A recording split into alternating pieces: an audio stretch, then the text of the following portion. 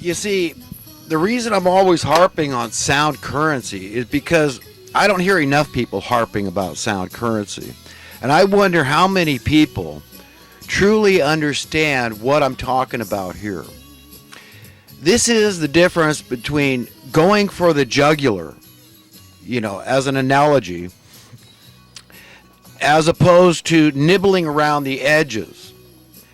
And that's what I mean about, being distracted by, all the other problems, social, economic problems that we have, not only in America, but civilization wide. If you're focused, for example, on just, abortion, that's the one thing. This is the most horrible thing in the sight of God, and we just have to stop abortion at all costs. Just make it illegal. And any woman that would dare abort her baby or anybody that would assist her, they're criminals and they're going to jail for murder. I can see that, so that's what a lot of people, that's it. That's what they really believe. There are some people that really believe that, the vaccinations are, we just got to concentrate on these evil vaccinations, that some of these are hurting people. Yes, there are good vaccinations, but look at all these horrible ones. And, we strongly suspect they're causing this disease or that disease. And maybe there's cancer injections now, and these genocidal maniacs might decide to use it. And yeah, that's all, that's all valid. All these arguments, or it's the immigration thing. If we could just, stop all the immigrants from coming to America, and at least have it in orderly, legal fashion, then, that's going to fix things. It's what else? What do we got out there? We got the homeless issue. If we could just end the homeless issue, that, and this would probably be one of mine. I mean, if there was going to be one issue, but this refers to the poverty issue, and this being the jugular with the sound currency, how this ties into it. And that's what people need to know. Whatever your pet peeve is, social pet peeve, economic pet peeve, if you're a righteous, upright, decent person, it's the same as mine. And it's just unsound currency. And the way to set us free, humanity free, all of us, is through sound currency. This is it. This is why our overlords cannot tolerate it, and they have not tolerated it. And when we've had presidents like JFK who tried to give sound currency to American people because he understood it. He understood the imperative nature of having currency that was not subject to being debased so overtly, so easily manipulated in the downward fashion. So the worth was completely, always, perpetually falling. He didn't want that for the American people. He knew that that would just cause more and more bondage for the people. So he knew what it took. He knew about these secret societies, these Illuminati characters and all. He knew that this was a repugnant thing in the sight of the American people, and that we didn't want any of these people to rule over us. But now these are the kind of people.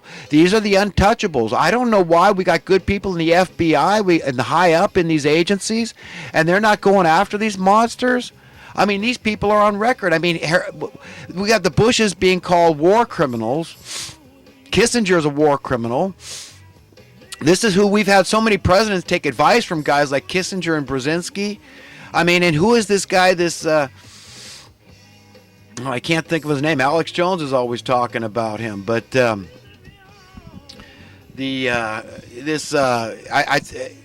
goes under the banner of being a Democrat, I think. And so a lot of liberal types like this guy, but his name is not coming to my mind. Anyhow. I try not to pay too much attention to all these people, these evil people that are influencing politics and stuff with their billions of dollars and their clout, their name recognition. I mean, these are the kind of people. These are the top deceivers. These are the ones that will commit the murders, the assassinations of American presidents. Okay? George Soros is the character I was thinking about. Okay?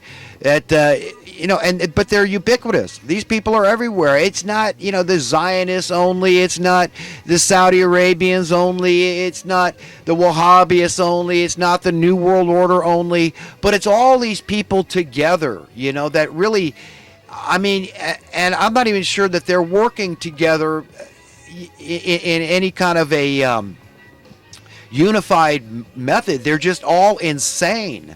These people are, they're suicidal. And anybody that's suicidal that says, look, I don't care if you do send me to the prison forever. I mean, I might just kill myself, and I trust in Satan and he's got a nice place for me, whatever they think they've been promised. I don't know how these people work, because I don't believe I'm insane. I know I'm on the side of humanity. And that's why I do these videos. I want to convince other people to be on the side of humanity. If you're on the side of humanity, automatically you are God's friend. And that is the highest calling. That's what Jesus said. He said, look, I don't even call you servants anymore. I call you friends. And it's easy to be God's friend. He loves us very much, all of us. He loves the evil people, okay? And that's pretty hard to believe. But, I mean, he's angry with them, and bad things are coming. He's got emotions, too. That's where we got our emotions. But he's able to restrain himself much better than we are. So we've always got to look to him, strive to be more like him, and develop those characteristics he wants us to embrace, like love for your enemy. What does that mean? I mean, is God off his nut? What's he doing telling us to love our enemies? It sounds completely stupid. It seems like we should hate our enemies. It seems logical. But you see, this is where the difference between the way we typically think, which is corrupted, being steeped in sin from birth through the original sin and all this, to thinking the way he wants us to think. Developing that instinct to be holy people, to be holy like God, to be self-restrained and patient and, long-suffering. And just, the purpose being to woo people over to the other side. That's it. To bring them out of darkness and into the light. That's the mission. That's what, if you're God's friend, that's your job. You don't have to take sides. You have the right, and I suggest you exercise it, to be every man's friend. Okay? And this isn't something we feign. I mean, when it comes to imitating and emulating God, this is real. You're making an honest, concerted effort to be like God. And it's not a hidden thing. He spells it out in the Bible. This is what I'm like. And, it's pretty awesome. And it's something to strive for. There's never a dull moment when you're seeking the truth, the whole truth, and nothing but the truth. Because you're literally seeking the Spirit of God, the Holy Spirit of God. Okay, that's it. That's called the Spirit of Truth. It's called the Comforter. It's called the Counselor, the Encourager. Jesus said, I'm not leaving you alone. I'm leaving you with this entity, this invisible entity, but it's always there for you to lean on. And we can all lean on it and be very grateful that it's there for us to lean on. This is where the love of God kicks in.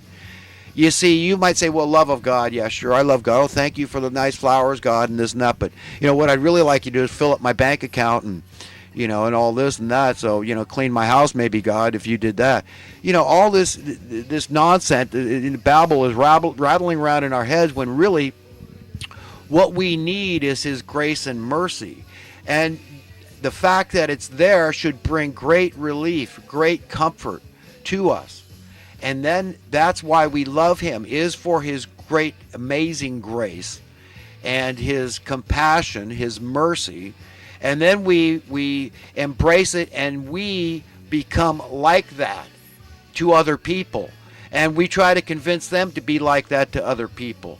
So we're always giving slack because we need slack. We're all human beings. We're all here together on planet Earth for a reason.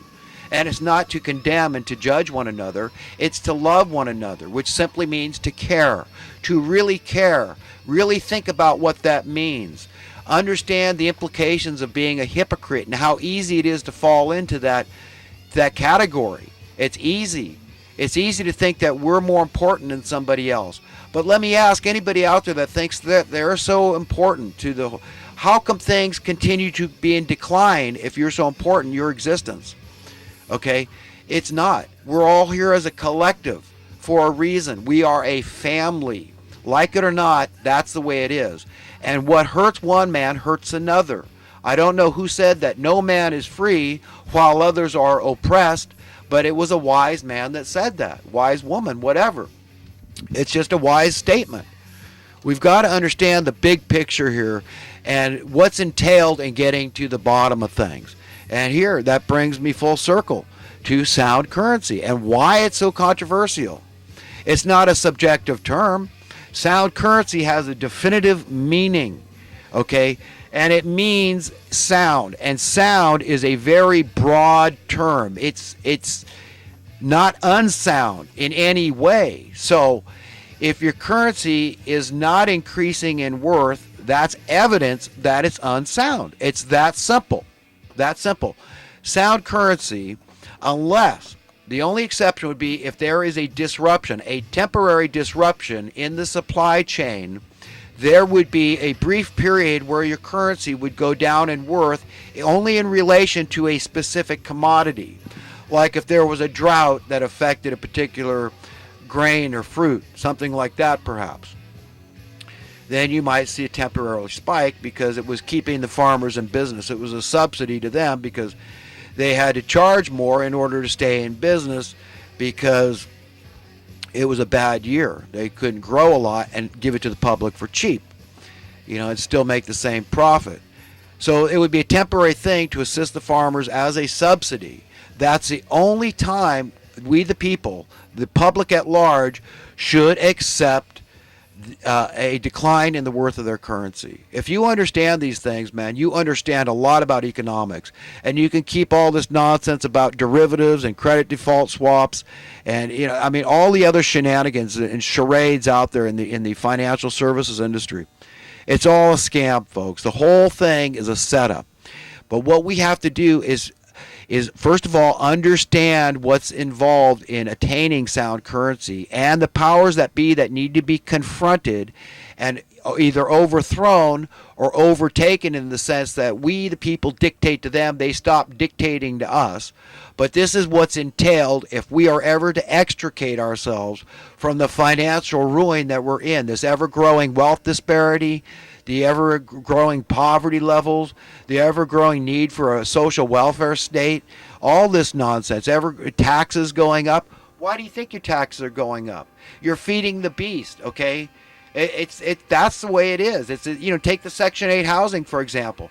Well, look, Rich Dad says, look, they're giving out the subsidies. I'll take it, even though I'm a millionaire many times over, whatever. I take those government subsidies. So that's where your taxes are going. Don't be mad at the poor for being on welfare. Remember where your welfare dollars are really going. If the apartment rent in New York is $2,000, you got Section 8 paying $1,800 a month, goes directly into the landlord's pocket. If that's all they deem that the tenant can afford to pay is $200 of that rent. You understand how this works? And it's going straight into Rich Dad's pocket. So when you pay your taxes, don't blame the poor. If they gave that money directly to the poor could go out there and compete for that rent dollar, okay? And you'd see rents decline because landlords, instead of being cocky and being just by proxy, these people are, these are members of the system. That's it. They're part of the establishment. They are the government. But they don't. The only difference is they don't have to answer anybody. At least if you're a government official, you've got some splaining to do once in a while. But a landlord just says, no, look, this.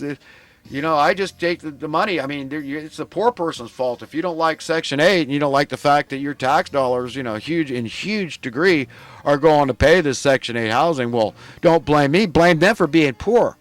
Blame the effect of financial oppression, the poor person, and don't blame the people that are just completely leeching and sponging off you. Don't look at me. But that's how they are. These are quasi-government workers. That's a term I was looking for. That's what they are. But they don't have any answering to do. And this goes on all over the place. It's just one example of a special interest group that's colluding. All the real estate companies out there, the Association of Realtors, all these people are in on it. All the lending institutions, private and corporate lending institutions. They've all been part of jacking up your housing costs. Okay, and the government's been right in there too. Why would the government be involved? Well, because the higher the real estate prices go, the more tax dollars they make. So even though they say, well, we know we're hurting more than half the people in California are renting, we don't care as long as our numbers keep going up. You see what I mean? They turn us all evil, hypocrites, people that are going to hell, all of them. Unless you repent, man, you're going to hell. I started talking about Donald Trump because it sounds like he's repentant. I don't care that the guy's worth billions. That's great. Maybe he'll put me in his cabinet, his homeless czar. And I'll say, you know what? I know how political